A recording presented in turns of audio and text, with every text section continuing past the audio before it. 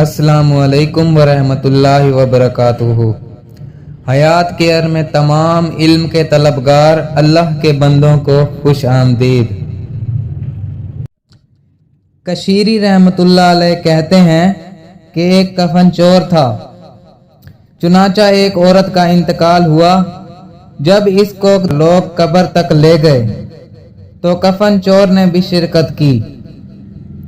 इसकी शिरकत की वजह यह थी कि कब्र की शनाख्त करके रात में कब्र खोद कर कफन चुराने में आसानी हो। जब लोग दफन करके वापस गए और रात हुई तो कफन चोर ने कब्र को खोदा।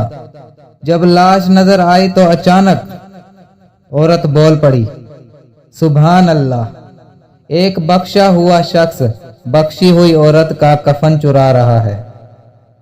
कफन चोर चौंक पड़ा और कहने लगा, ए औरत, ये तस्लीम है कि तेरी मगफिरत हुई है, लेकिन मैं कैसे मगफूर हो गया? औरत ने कहा, अल्लाह ताला ने मेरी मगफिरत फरमाई और उन लोगों की भी मगफिरत फरमाई जिन लोगों ने मुझ पर नमाज जनाजा अदा की थी। तू भी नमाज जनाजा में शरीक था।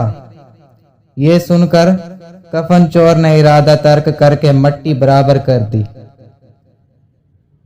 और फिर ऐसी तौबा की कि सालेहीन के गिरोह में इसका शुमार होने लगा और लोगों की इबरत के लिए ये वाकया खुद इसने अपनी जबान से लोगों को सुनाया।